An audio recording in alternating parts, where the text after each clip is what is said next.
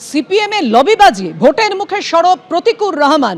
ABP আনন্দকে দেওয়া একান্ত সাক্ষাৎকারে কি বলেছেন প্রতিকুর রহমান, দেখুন।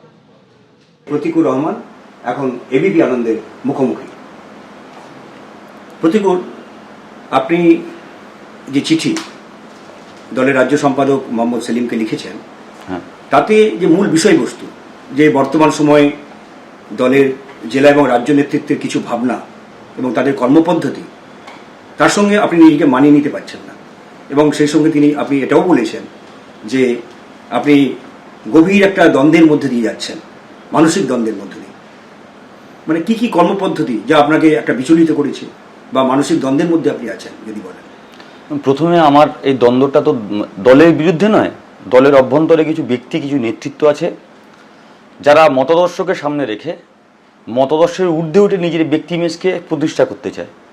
এবং সেই ব্যক্তি ইমেজ প্রতিষ্ঠার লড়াই যখন কোনো ব্যক্তি যখন কোনো প্রশ্ন করে, তাকে রাতারাতি কোণঠাসা করে দেওয়া হয়। সিপিএমের মানে সিপিআইএম দলের মধ্যে যে কথা প্রচলিত হয় জনসমাজের মাধ্যমে, লোকজন যেটা জানে, সো কল্ড এক কথায় বলতে গেলে লবিবাজির শিকার আমি।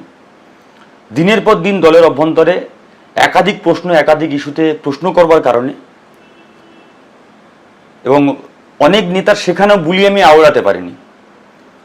দক্ষিণ চব্বিশ পরগনা জেলার সম্মেলন হয়েছে, সেই সম্মেলনে আমাকে একটা পক্ষের নেতা বলেছিল যে অমুক নেতার পক্ষে তোমার হাত তুলতে হবে, যদি তুমি হাত না তোলো তাহলে তুমি ড্যামরা লোকসভা কেন্দ্রে কোথাও কাজ করতে পারবে না। আমি বললাম, কমিউনিস্ট পার্টি করতে এসেছিলাম তো কারোর সেখানেও বুলি বলবার জন্য নয়, প্রশ্ন করবার জন্য। আমার যেটা ঠিক মনে হবে সেটা আমি বলবো, সেটাই আমি বলেছি। তারপর থেকে স্টিল নাও টুডে আপনি সিপিআইএম দক্ষিণ জেলা কমিটির পেজ দেখতে পারেন, গোটা লোকসভা কেন্দ্রে আমার কোথাও ঢুকতে দেওয়া হয়নি। আভ্যন্তরীণ মিটিং হোক বা প্রকাশ্য মিটিং হোক, মাইনরিটি এলাকায় সভা হচ্ছে, আকড়া, সন্তোষপুর, মেটিয়াবুরুজি চত্বর, মহেশতলা চত্বর, বজবজ চত্বর, মাইনরিটি এলাকায় সভা হচ্ছে, মাইনরিটিদের ইস্যু নিয়ে সভা হচ্ছে। সেই সভাতে আমি বক্তা নই, সেই সভাতে আমার ডাকা হচ্ছে না। কেন না, আমি সম্মেলনের সময় কোনো নেতা সেখানেও বুলি আমি বলতে পারিনি। তাই দলের অভ্যন্তরে আমি প্রশ্ন করেছিলাম যে এই বাংলা বাঁচাও যাত্রা হলো, এটা ভেবেছিলাম চুপচাপ থাকবো, কিন্তু এখন মনে হচ্ছে এটা বলা প্রয়োজন। এই বাংলা বাঁচাও যাত্রা হলো, কোন নেতৃত্ব কোথায় থাকবে ঠিক হয়েছে। লিস্ট বের হলো রাজ্য কমিটির গ্রুপে। আমি যখন লিস্ট খুলে দেখলাম ওখানে সৃজন ভট্টাচার্যের নাম নেই। সৃজন আর আমি একসঙ্গে ছাত্র রাজনীতি করেছি এবং আমি মনে করি প্রতিকুর রহমান এরকম 10টা প্রতিকুর রহমান, 100টা প্রতিকুর রহমান জন্ম নিতে পারে, কিন্তু সৃজন ভট্টাচার্য, একটা সৃজন ভট্টাচার্য, তার যা ডেপথ, তার যা জ্ঞান, তার যা শব্দের উপরে দখল, এরকম তৈরি হওয়া বহু দশক পরে একজন করে জন্ম নেয়। সেই ছেলেটাকে বাংলা ভাষা যাত্রা থেকে হঠাৎ করে লিস্টে তার কোনো নাম নেই। অনেক নেতার নাম আছে, নামী অনামী রাজ্য কমিটির সদস্য, সমস্ত রাজ্য কমিটির সদস্যের নাম আছে, সৃজন ভট্টাচার্যের নাম নেই। কেন নেই? এই প্রশ্নটা যখন করেছিলাম, এই প্রশ্নগুলো অপ্রিয় প্রশ্ন। এই প্রশ্ন করবার কারণে আমার টানা 2 বছর আমি বসে আছি। ছাত্রফ্রন্ট ছেড়েছি, ছাত্র করার পরে টানা 2 বছর বসে আছি।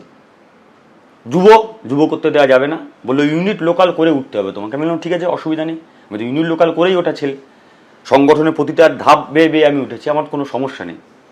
কিন্তু নিয়ম তো সবার জন্য সমান হবে। আমার জন্য নিয়ম হবে তুমি ইউনিট লোকাল জেলা পরপর ধাপ পেরিয়ে পেরিয়ে উপরে উঠবে, আর কিছু পিয়ারের লোক থাকবে যারা একটা সংগঠন ছেড়ে আর একটা সংগঠনের ডাইরেক্ট নেতৃত্বের জায়গায় বসবে। এই দ্বিচারিতা কেন হবে? এই প্রশ্নগুলো কি অপ্রিয় প্রশ্ন? এই প্রশ্ন করা যাবে না কমিউনিস্ট পার্টির অভ্যন্তরে? আমাকে বললো তুমি ক্ষেত মজুর করবে, তোমার গায়ে মেঠো মাটির গন্ধ আছে, তুমি ক্ষেত মজুর করো। আমি বললাম ঠিক আছে, ফাইন, কোনো সমস্যা নেই।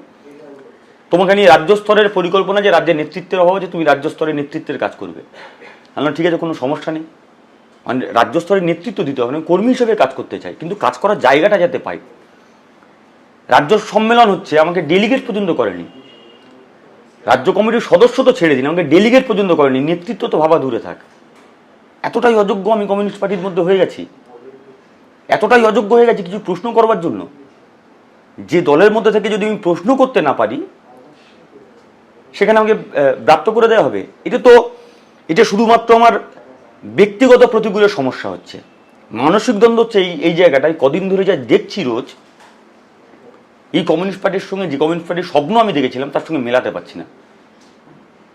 রাজ্য সম্পাদক সহ কিছু কিছু পিয়ারের লোক আছে, কিছু কিছু কঠোরের লোক আছে, কিছু কিছু খাস লোক আছে যাদের পরিমণ্ডলে উনি আবদ্ধ থাকেন এবং তাদের কথা ওনার কথাই তাদের কথা হয়, ওনার শেখানো বলি তারা বলেন। এবং শুধু রাজ্য সম্পাদক না, এরকম অনেক দক্ষিণ জেলা সেক্রেটারি আছেন, ওনার কথাতেই দল চলবে, ওনার কথাতেই হ্যাঁ বলতে হবে, ইয়েস স্যার বলতে হবে, তবে তুমি পদোন্নতি হবে। আচ্ছা, এতে দলের মধ্যে স্বার্থান্বেষী নয় যে তুমি তোমার মতের বিরুদ্ধে গিয়ে অন্যজনের মত তুমি হ্যাঁ বলছো, না বলছো, যা বলছে তাই করছো কেন? শুধুমাত্র পদ পাওয়ার জন্য। এটা অনৈতিক নয়? প্রশ্ন করা যাবে না?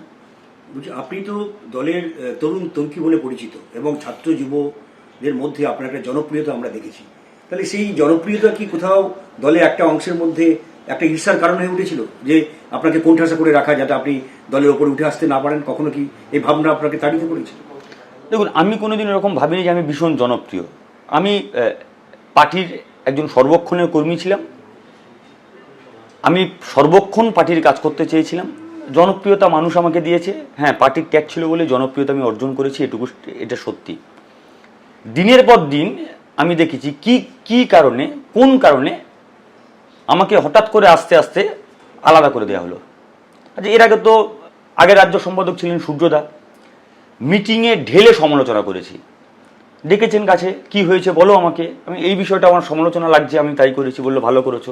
তারপর দিন ডাকলেন, ডেকে বললেন, শোনো, অমুক বইয়ে পড়েছি আমি, তুমি যে লাইনটা বলেছো তোমার লাইনটা ঠিক, কিন্তু ওই নতুন ভাবনাটা তুমি দেখতে পারো। এটি তো রাজ্য সম্পাদকের কাজ, এটি তো নেতার কাজ। আমি সমালোচনা করব, গ্রহণ করবে, আমি ভুল হলে সেটা আমাকে শুধরে দেবে।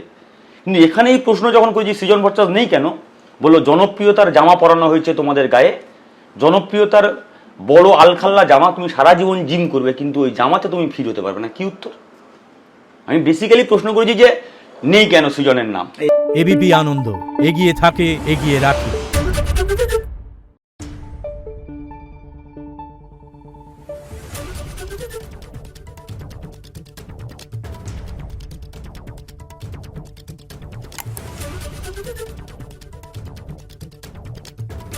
Thank you.